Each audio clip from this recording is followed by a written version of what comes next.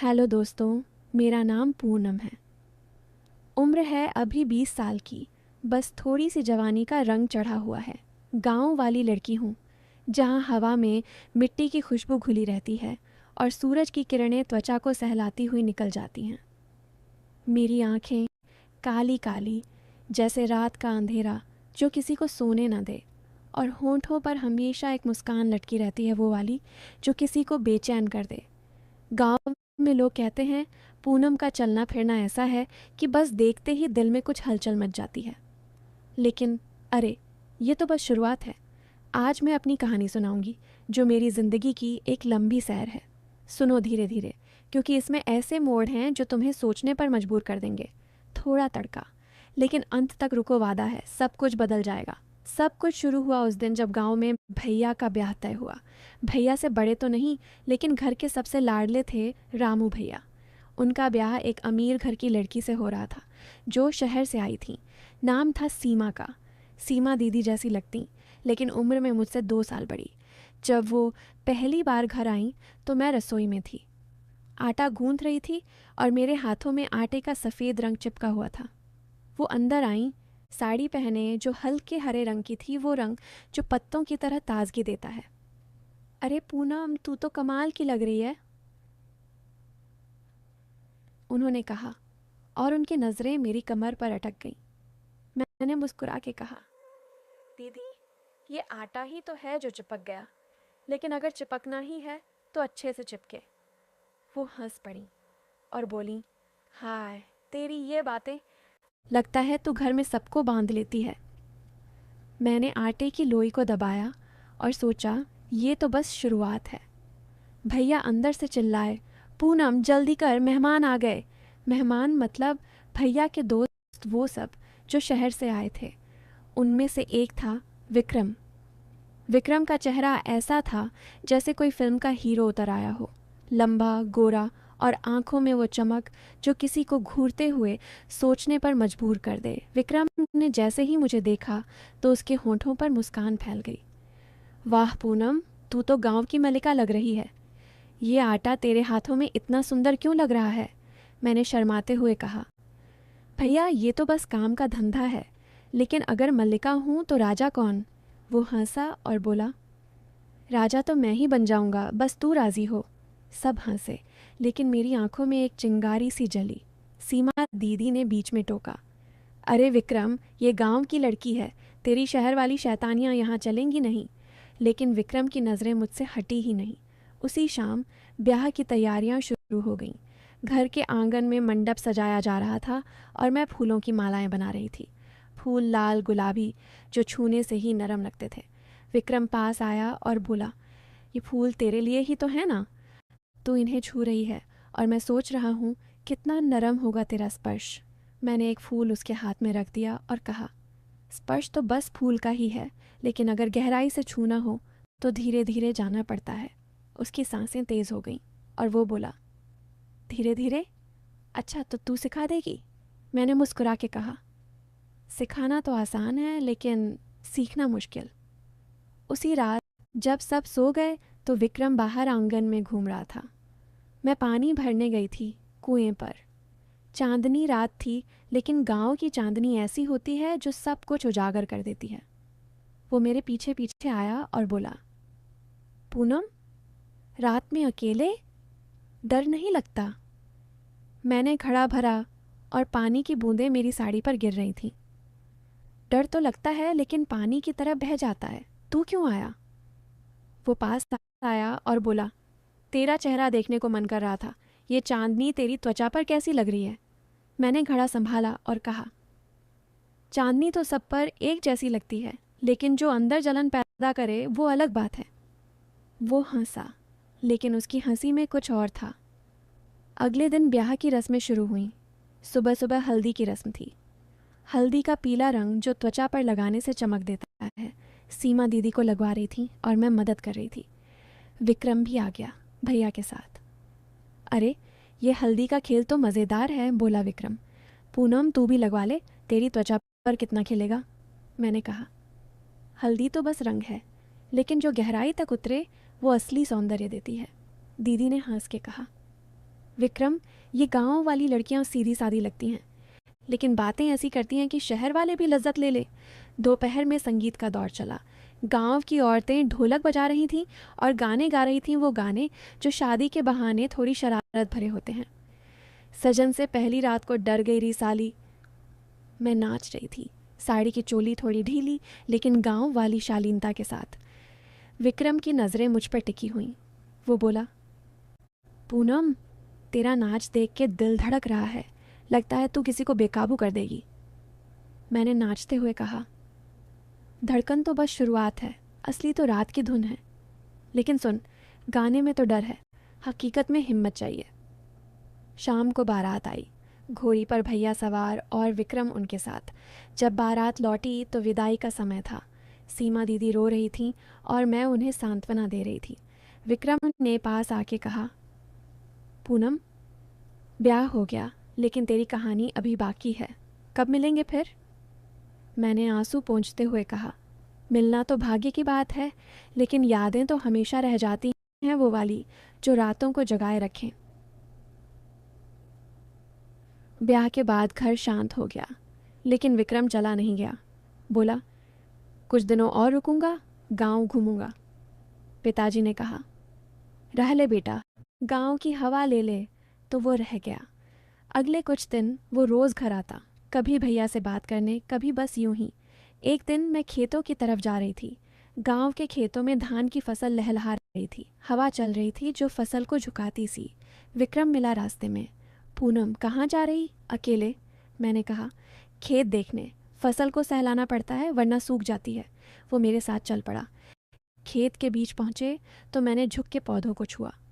देख, ये पत्तियाँ कितनी नरम हैं, लेकिन अंदर से मजबूत। विक्रम ने भी झुक के छुआ और बोला, तेरी तरह, बाहर से कोमल, अंदर से ऐसी जो किसी को जकड़ ले। मैंने हंस के कहा, जकड़ना आसान नहीं, इसके लिए पानी चाहिए, धूप चाहिए और थोड़ा प्यार। हम खेत में घूमते रहे। वो बोला, पूनम, तू गांव में कैसी ज़िंदगी जीती है? शहर में तो सब तेज़ है। मैंने कहा, गांव में धीमी है लेकिन गहरी, जैसे ये जड़ें जो मिट्टी में फैली रहती हैं, दिखती नहीं लेकिन सब कुछ पकड़ रखा है। शाम को लौटे तो घर में माँ ने कहा, पूनम, विक्रम बाबू को चाय दे दे। चाय बनाते हुए मैंने सोचा, ये चाय भी तो गर्म है, लेकिन पीने में मज़ा आता है। विक्रम ने चाय पीते हुए कहा, तेरी चाय में कुछ खास है, स्वाद ऐसा कि और चाहिए। मैंने कहा, स्वाद तो चाय का है, लेकिन अगर मिला लें कुछ मसाला तो रात भर याद रहे। धीरे धीरे दिन बीतते गए। विक्रम अब रोज़ आता।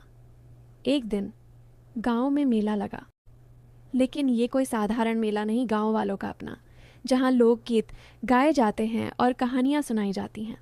रात को मेला था, आग के गोले जलाए गए थे। मैं वहां गई, साड़ी पहने, बाल खुले। विक्रम मिला और बोला, पूनम, आग की लपटें तेरी आंखों में झलक रही हैं। हम बैठे और एक बूढ़ी अम्मा लोकगीत सुना रही थी।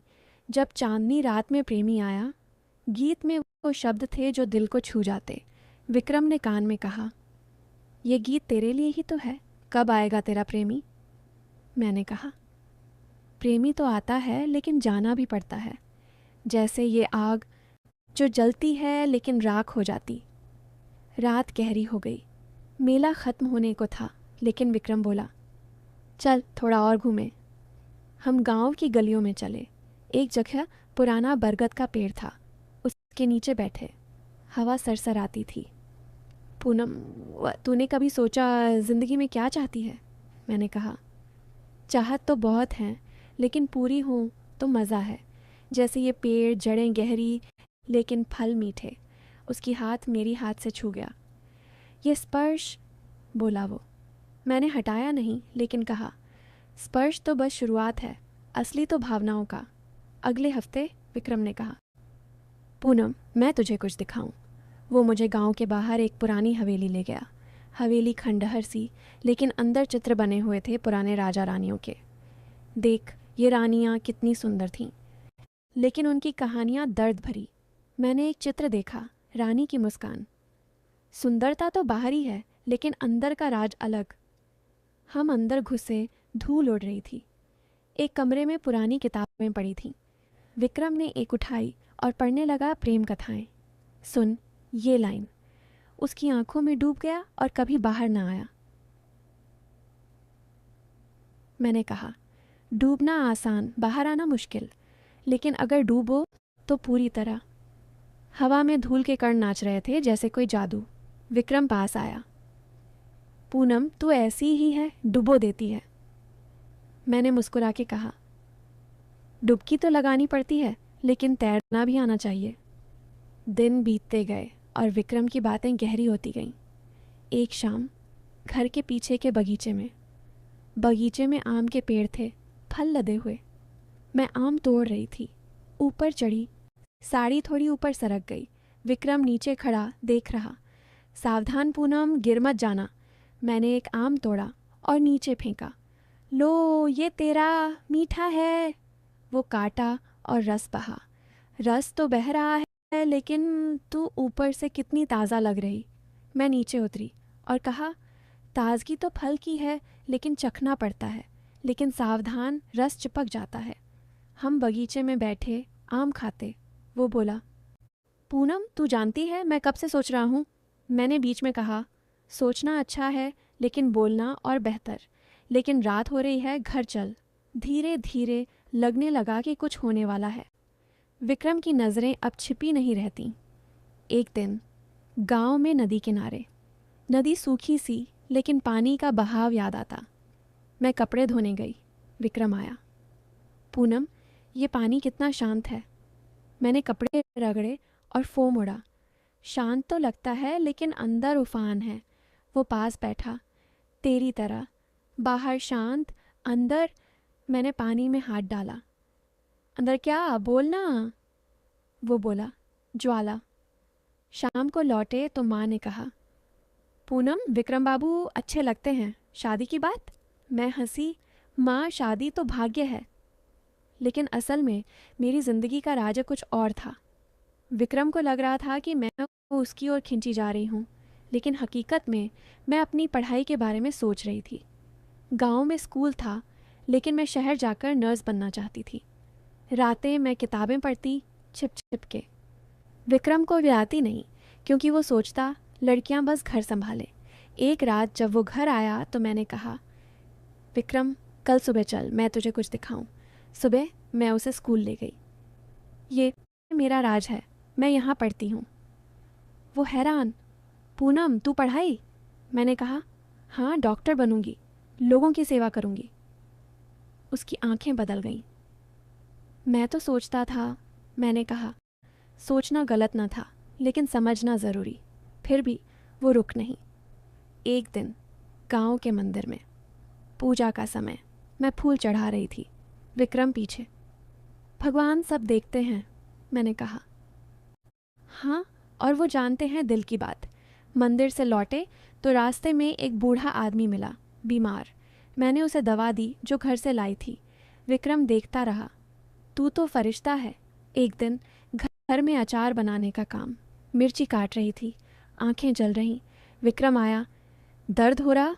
मैंने कहा, दर्द तो होता है, लेकिन स्वाद के लिए सहना पड़ता। वो हंसा, लेकिन धीरे धीरे वो बदलने लगा। अंत में विक्रम को पता चला कि मैं शहर जाऊंगी पढ़ाई के लिए। वो रोया। पूनम, मैं गलत था, तू मेरी बहन जैसी है। मैंने कहा, बहन नहीं, दोस्त, और दोस्ती अमर है। वो चला गया, लेकिन वादा किया मदद करेगा। आज मैं नर्स हूँ, गांव लौटी। विक्रम शादीशुदा, लेकिन हमारी दोस्ती बरकरार।